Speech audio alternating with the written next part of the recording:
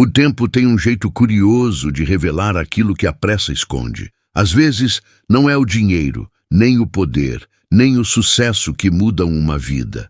É um gesto simples, quase invisível, como um copo d'água oferecido no momento certo. Hoje, eu quero te contar uma história sobre gentileza, diferença social, choque cultural e um amor improvável que nasceu longe dos holofotes. Uma história que atravessa continentes, une Brasil e Japão e prova que o destino se transforma quando a empatia encontra a coragem. Se histórias profundas, humanas e reveladoras tocam você, já se inscreva no canal, ative as notificações e compartilhe com alguém que precisa lembrar que ainda existe humanidade no mundo. Porque no fim, o tempo não apaga, ele revela. E talvez essa história diga algo que você precisava ouvir hoje. Ele tinha tudo aquilo que o mundo costuma chamar de sucesso. Escritórios de vidro, reuniões silenciosas, números que cresciam sem esforço aparente. Mas havia um vazio que nenhum contrato preenchia. A solidão não gritava. Ela sussurrava nos intervalos, nos jantares solitários, nos quartos de hotel, onde o luxo parecia ecoar a ausência. Era curioso como, cercado de pessoas, ele se sentia invisível. Conversas sempre giravam em torno de resultados, metas, expectativas. Ninguém perguntava como ele estava de verdade. E quando perguntavam, a resposta vinha automática, treinada, distante daquilo que doía por dentro. Havia noites em que ele observava a cidade pela janela, luzes piscando como promessas que já não emocionavam. Pensava em quando o dinheiro deixou de ser solução e passou a ser distração. A riqueza comprava conforto, mas não companhia. Comprava silêncio, mas não paz. Ele lembrava vagamente de um tempo em que pequenas coisas importavam mais. Um sorriso sincero, uma conversa sem interesse, um gesto de gentileza inesperado. Mas aquilo parecia pertencer a outra vida, enterrada sob agendas lotadas e voos internacionais. O mais estranho era admitir isso para si mesmo. Como alguém tão privilegiado podia se sentir tão vazio? A culpa vinha junto, silenciosa, como se reclamar fosse ingratidão. Ainda assim, o coração insistia em lembrar que sucesso não é sinônimo de pertencimento. Foi nesse estado, cansado, emocionalmente exausto, atravessando mais um dia comum, que ele entrou naquele café simples, quase por acaso. Não buscava nada específico, apenas um lugar para esperar o tempo passar. Mal sabia que ali, naquele espaço modesto, algo invisível começaria a se mover. Porque às vezes, quando a solidão atinge o limite, o destino prepara encontros que não fazem barulho, mas mudam tudo. Ele se sentou sem pensar muito, escolhendo a mesa mais discreta do café.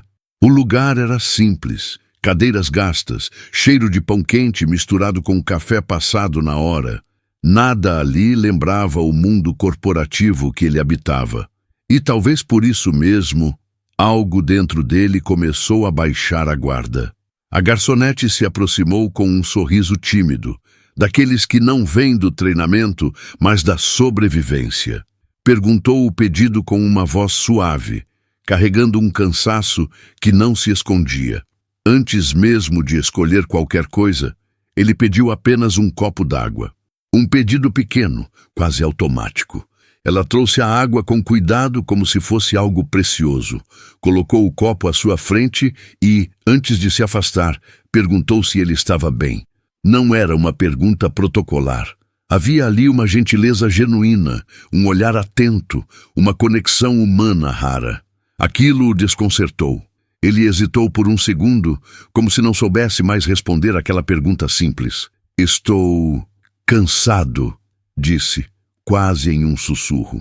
Ela assentiu com a cabeça como quem entende sem precisar de explicações, e respondeu algo que ficou suspenso no ar. Às vezes a gente só precisa de um pouco de água e um pouco de atenção. Enquanto bebia, ele percebeu que aquele copo d'água não saciava apenas a sede do corpo. Era como se alguém tivesse reconhecido sua existência além do cargo, além do dinheiro. Um gesto mínimo, mas carregado de empatia. um instante de humanidade em meio à rotina apressada. Ele deixou uma gorjeta maior do que o habitual, quase por reflexo, mas ao ver a reação dela, surpresa, contida, respeitosa, entendeu que não era o dinheiro que importava ali. Era o gesto anterior, aquele cuidado silencioso que não esperava retorno. Quando ela se afastou, ele ficou olhando o copo vazio, sentindo algo diferente se formar no peito. Uma sensação estranha, mistura de gratidão e inquietação. Como se aquele pequeno ato tivesse aberto uma porta que ele mantinha fechada há anos. E foi ali, diante de um copo d'água comum, que ele começou a perceber que a verdadeira riqueza talvez estivesse nos gestos simples, e que aquela mulher carregava uma história muito maior do que aparentava. Ele passou a observá-la com mais atenção depois daquele gesto, não por curiosidade vazia, mas por algo que parecia chamar silenciosamente. Enquanto ele estava ali por escolha, descansando da própria abundância, ela se movia sem pausa, equilibrando bandejas, sorrisos e preocupações que não cabiam em palavras. O contraste era quase doloroso. O relógio caro no pulso dele marcava o tempo com precisão. O tempo dela era medido em mesas ocupadas, gorjetas incertas e turnos longos. Ele pensava em reuniões que poderia adiar. Ela pensava em contas que não podiam esperar. Dois mundos separados por centímetros, unidos por acaso. Quando ela voltou para anotar o pedido, ele perguntou se o café estava bom. Ela respondeu sorrindo que sim, mas logo desviou o olhar, como quem guarda algo pesado por dentro. Havia dignidade na postura, mas também um cansaço antigo, desses que vêm de carregar responsabilidade cedo demais. Ele percebeu que, para ela, aquele trabalho não era apenas uma ocupação temporária. Era sustento, resistência, sacrifício diário. Enquanto ele buscava significado em meio à riqueza, ela buscava sobrevivência em meio à escassez. A diferença social se revelava nos detalhes mais simples. Do lado de fora, carros importados passavam. Dentro, o chão gasto contava histórias de quem passava despercebido. Ele sentiu um incômodo estranho, uma espécie de vergonha silenciosa. Não por ter dinheiro, mas por nunca ter enxergado tão claramente o abismo que separa realidades tão próximas. Quando ele perguntou seu nome, ela respondeu, Marina, disse rápido, quase como se o nome fosse apenas mais uma informação funcional. Mas naquele instante, o nome ganhou peso. Tornou-se humano, real, impossível de ignorar. Ele saiu do café naquele dia com algo atravessado no peito. Não era pena nem culpa, era consciência. A sensação de que a vida tinha colocado diante dele um espelho desconfortável e que aquela desigualdade não era apenas social, era profundamente humana. E sem perceber, aquele encontro começava a construir uma ponte inesperada, uma curiosidade silenciosa que o levaria muito além daquele café simples. Ele voltou ao café nos dias seguintes, sempre no mesmo horário, como quem busca algo que ainda não sabe nomear. Não era apenas o café quente ou a tranquilidade do lugar. Era aquela sensação de pertencimento inesperado, construída em pequenos diálogos e silêncios respeitosos. Com o tempo, as conversas surgiram naturalmente. Falavam sobre o dia, sobre o movimento da rua, sobre coisas simples, até que em um desses encontros ele comentou que estava no Brasil a trabalho, vindo do Japão. Marina arregalou os olhos, curiosa, como se aquele país distante ganhasse forma ali à sua frente. Ela contou que sempre teve interesse pelo Japão, pela disciplina, pelo respeito, pela forma como as pessoas cuidam umas das outras. Ele sorriu, surpreso com o olhar atento dela. Explicou sobre costumes, sobre tirar os sapatos antes de entrar em casa, sobre o silêncio que também comunica. Ele percebeu que aquela troca ia além da curiosidade turística. Era uma conexão entre culturas baseada em respeito, não em exotismo. Brasil e Japão se encontravam naquela mesa pequena, não como opostos, mas como complementos. Calor humano de um lado, reverência silenciosa do outro. Marina falava do Brasil com amor, mas também com dor. Falava das dificuldades da luta diária, da esperança que insiste em sobreviver. Ele ouvia com atenção genuína, algo raro em sua rotina. Pela primeira vez em muito tempo, ele não estava com pressa. Ele explicou que no Japão há uma palavra para esse cuidado invisível com o outro, omotenashi. Disse que não era apenas hospitalidade, mas uma forma de enxergar o outro como alguém digno de atenção plena. Marina ouviu como quem reconhece algo familiar, mesmo sem nunca ter ido tão longe. Naquele instante, ele entendeu que a cultura não separa quando há empatia. Ela aproxima, e que, apesar das diferenças sociais e geográficas, existia ali um terreno comum, a gentileza como linguagem universal. Quando ele se despediu naquele dia, percebeu que aquela conexão não era passageira. Algo estava se formando, silencioso, profundo. E sem saber, ele estava prestes a conhecer a parte mais difícil da história de Marina. Uma luta que mudaria tudo. Foi numa tarde mais quieta que Marina falou.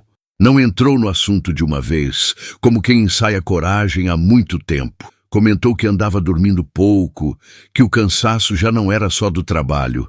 Havia algo por trás daquele olhar atento e daquela força contida. Ela contou sobre a mãe, deitada há meses em uma cama improvisada na sala de casa. Uma doença que chegou silenciosa, avançando rápido demais. Consultas, exames, filas, promessas vazias.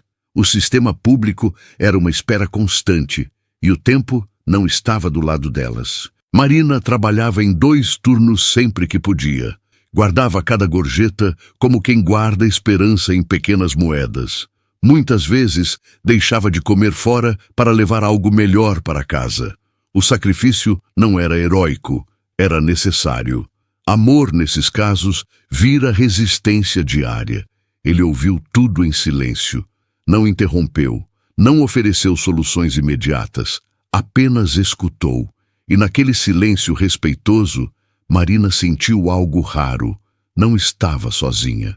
Às vezes, a maior gentileza é permitir que a dor exista sem pressa. Ela falou do medo de perder a mãe, de não conseguir fazer o suficiente. Falou da culpa por sair de casa todos os dias, mesmo sabendo que a mãe ficava ali, frágil. O amor se misturava com a angústia, criando um peso difícil de carregar sozinha. Ele sentiu o impacto daquela realidade com força. Toda a solidão que carregava parecia pequena diante daquele sacrifício. Pela primeira vez, o dinheiro deixou de ser apenas um número em sua conta. Tornou-se possibilidade, mas ele ainda não sabia como, nem se deveria. Marina respirou fundo ao terminar, como quem finalmente solta algo preso no peito. A conversa acabou ali, sem promessas, sem respostas. Mas algo havia mudado. Entre eles, formou-se um fio invisível de empatia verdadeira, e naquele momento ele compreendeu que o próximo passo não seria sobre ajudar, mas sobre cuidar, sem esperar retorno. No dia seguinte, ele chegou mais cedo ao café. Sentou-se no mesmo lugar, pediu o mesmo copo d'água, mas algo dentro dele estava diferente. Não era ansiedade nem expectativa. Era uma decisão silenciosa, amadurecida durante uma noite inteira de pensamentos inquietos. Quando Marina se aproximou, ele percebeu que ela estava ainda mais cansada. Mesmo assim, o sorriso veio.